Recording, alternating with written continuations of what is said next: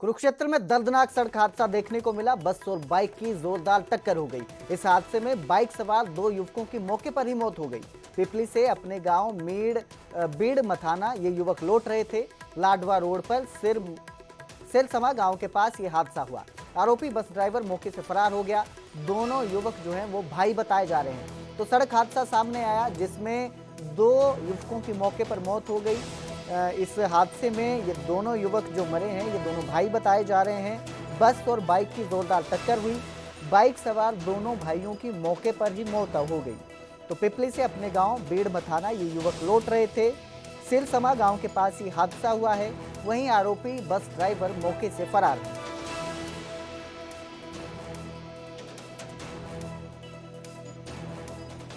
Emergency में दो broad dead case आए थे। दोनों ही का नाम निखिल था और दोनों में से एक की उम्र 18 साल है, एक की 19 साल है।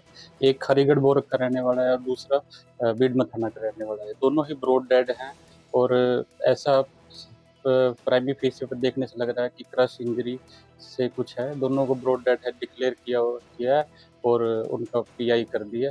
जैसे ही पुलिस के काबिज आएंगे उनका पोस्टमार्टम कर दिया। नूह के सरकारी अस्पताल में डिलीवरी के दौरान इतनी बड़ी लापरवाही देखने को मिली कि एक नवजात का हाथ ही कट गया। डॉक्टरों की लापरवाही से नवजात का हाथ बाजू से अलग हो गया। परिजनों का आरोप है कि ऑपरेशन में गलती की वजह से हाथ कटा है। तो वहीं डॉक्टरों का कहना है कि ब्लेड से हल्की चोट आई थी, लेकिन जब परिजनों ने देखा तो बच्चा बिना हाथ के था। परिजनों ने अस्पताल में खूब हंगामा किया। डॉक्टर पर जबरन साइन करवाने के भी आरोप लगाए। इसके साथ ही महिला से बदतमीजी और गाली गलौज करने के आरोप लगाए। परिवार का आरोप है कि डॉक्टरों ने धमकी दी कि अगर शिकायत किया तो जहर का इंजेक्शन दे देंगे बच्चे को जो नवजात पैदा हुआ है। इसके बाद परिजनों ने डायल 112 पर कॉल कर पुलिस को इसकी जानकारी दी। नगीना थाना पुलिस मौके पर पहुंची और पूरे मामले की जांच में जुट गई। परिजनों ने सख्त कार्रवाई की मांग की है। ये जो लापरवाही देखने आई है, आरोपी डॉक्टर और अस्पताल प्रशासन पर सख्त कार्रवाई की मांग की है। लड़के दिखाने के लिए लाया यहाँ, इसको कोई दौरा दौरा था। इसने यहाँ एडमिट कर दी। एडमिट करके इनने कही भैया इसके पानी ना है और भाई हम इसको ऑपरेशन कर दें तो जच्चा बच्चा बच जाऊंगे। ये बूढ़ा सीधा आदमी मान के ये छोरी से सरो मान भाई देख लो डॉक्टर साहब, आप जैसे चाहो वैसे कर दो। लेकिन ये 8 बजे 8 साढ़े 8 बजे ऑपरेशन थिएटर में घुसा दिया। वहाँ इन्हें ऑपरेशन या करो है तो जब ये बाहर के निकला इनने कही है तो भाई देख लड़का बच्चा को तो हम बचा पाया, मतलब औरत भी सही बच्चा भी सही, पर बच्चा का हाथ को ना बचा पाया। या से पूछे क्यों ना बचा पाया, क्या हाथ में क्या दिक्कत है। क्योंकि ये काम तो पीछे कहाँ, ये बात तो बाद में की। पहले तो मैं ऐसा करो इसको लल्लर ले जाओ। हाँ डॉक्टर तब इसको लल्लर ले जाओ, ये हाथ जुड़ जाएगा। भाई इसको बता जब ये हाथ में कोई इन्फेक्शन हो तो ये कहता कि भाई जुड़ जाएगा, तब लल्लर दे जा, जल्दी जल्दी पहुँचा लल्लर। गोहाना में बीती रात हुई तेज बारिश ने जहां मौसम को सुहावना बनाया, वहीं आम जनजीवन को पूरी तरह अस्त व्यस्त कर दिया। शहर की मुख्य सड़कों से लेकर कॉलोनियों तक पानी ही पानी नजर आया। बारिश के बाद गोहाना की सड़कों ने तालाब का रूप ले लिया। कई इलाकों में दोपहिया वाहन सवार गिरते और फिसलते दिखाई दिए। तो वहीं चौपहिया वाहन 4 व्हीलर जो हैं वो भी पानी में फंसे दिखाई दिए, जिन्हें धक्का देकर बाहर निकालना पड़ा। जलभराव के कारण लोगों को जरूरी कामों के लिए निकलना मुश्किल हो गया। बाजारों से लेकर गलियों तक पानी ही पानी दिखाई दिया। नालों की सफाई न होने की पोल खुल गई है। ड्रेनेज व्यवस्था फेल साबित हुई है। सड़कें लबालब होने से पैदल चलना भी मुश्किल हो गया है। लोगों को अपने वाहन घसीटने के लिए मजबूर होना पड़ा है। बारिश की वजह से, नहाने की वजह से गर्मी बहुत ज़्यादा हो रही थी, पर गर्मी से तो राहत मिली है। पर अब इतना पानी भर गया कि दुकानों में, घरों में पानी चला गया और दुकानदारी सारी ठप हो गई। आज देखो कितना पानी हो गया है आने जाने में, और लाइट वगैरह भी जा रही, लाइट की वजह से भी दिक्कत आ रही है। गुरुग्राम, पलवल और फरीदाबाद में आज भूकंप और रासायनिक आपदा के दौरान राहत और बचाव को लेकर एक मॉक ड्रिल की गई। इसका मकसद एजेंसियों के साथ तालमेल और तत्परता को परखना था। गुरुग्राम के 5 अलग अलग स्थानों पर यह मॉक ड्रिल की गई। इसमें एनडीआरएफ, एसडीआरएफ, दमकल विभाग, पुलिस, स्वास्थ्य विभाग, नगर निगम और सिविल डिफेंस सहित तमाम एजेंसियां शामिल रही।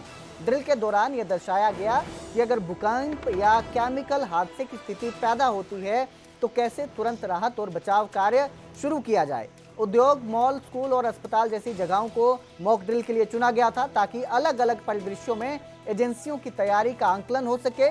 वहीं फरीदाबाद के सेक्टर 12 लघु सचिवालय में भी मॉक ड्रिल के जरिए राहत कार्यों का अभ्यास किया गया। इसमें फायर ब्रिगेड, एम्बुलेंस की सक्रियता साफ तौर पर नजर आई।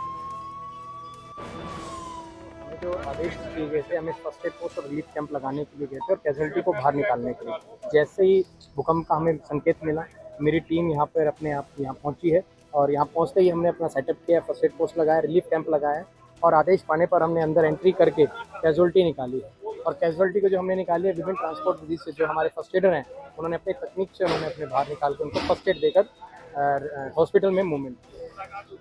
तो इस तरह की मॉक ड्रिल से क्या कुछ सीखने को मिलता है आपको? देखिए, हमें तकनीक सीखने को मिलती है कि हमें ये पता चलता है कि अगर कोई कैजुअलिटी इस तरह से है अंदर, हमें किस तरीके से हमें बाहर निकालना है और उसको किस तरह से हमने ट्रांसपोर्ट हमने हॉस्पिटल पहुंचाना है, कुछ कमी है और कितने समय में हमने वहाँ पहुँचाना है। भारत सरकार की एक्सरसाइज सुरक्षा चक्कर प्रोग्राम के तहत आज पलवल में डिसास्टर मैनेजमेंट के लिए मॉक ड्रिल करवाई गई।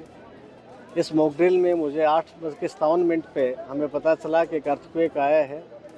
9:03 मेरे पास इंफॉर्मेशन आई और पूरे सभी डिपार्टमेंट्स को कोऑर्डिनेट किया गया, उनको सिमुलेट किया गया और सबको मॉक ड्रिल के तहत बुलाया गया। आपने देखा कि सभी डिपार्टमेंट्स में बेहतरीन कोऑर्डिनेशन था। एनडीआरएफ, एसडीआरएफ की टीम, रेड क्रॉस, जिला प्रशासन की disaster management teams, public health, सभी ने आकर के अपना अपना बेस्ट यहाँ दिया। लगभग 150 पेशेंट्स अंदर फंसे हुए थे, उनको बाहर निकाला गया। आपने देखा किस प्रकार एनडीआरएफ ने दरवाज़ा काट करके पहले सीबीआरएन की अपनी टीम भेजी ताकि किसी भी प्रकार के केमिकल, बायोलॉजिकल, रेडियोलॉजिकल या न्यूक्लियर कोई इशू है तो उसको आइडेंटिफाई किया जा सके और उनको बाहर निकाला जा सके। ये एक्सरसाइज मुख्यतः अभी जो मैन मेड और नेचुरल डिसास्टर्स हैं उनके तहत की जा रही है। प्रधानमंत्री जी के आदेश पे पूरे एनसीआर में आज ये एक्सरसाइज हुई है और इसका मुख्य उद्देश्य यही है कि जब भी कोई डिसास्टर आता है तो सिविल सोसाइटी फर्स्ट रिस्पोंडेंट होता है। इसीलिए इसमें हमने एनसीसी, एनएसएस के बच्चे व स्कूल के बच्चों को, कॉलेज के बच्चों को भी इंक्लूड किया। तो वहीं हरियाणा सरकार गुरु तेग बहादुर जी का शहीदी दिवस मनाएगी। सीएम नायब सिंह सैनी अधिकारियों के साथ आज बैठक करेंगे। शहीदी समागम की तैयारियों का जायजा लिया जाएगा। चंडीगढ़ स्थित हरियाणा निवास में शाम 4 बजे ये बैठक होगी। संपूर्णता अभियान सम्मान समारोह को लेकर सीएम की यह बैठक है। तो आपको बता दें कि गुरु तेग बहादुर जी का शहीदी दिवस मनाया जाएगा, हरियाणा सरकार मनाएगी। सीएम नायब सिंह सैनी अधिकारियों के साथ आज इसको लेकर बैठक करेंगे। साथ ही सीएम जो है तैयारियों का भी जायजा लेंगे।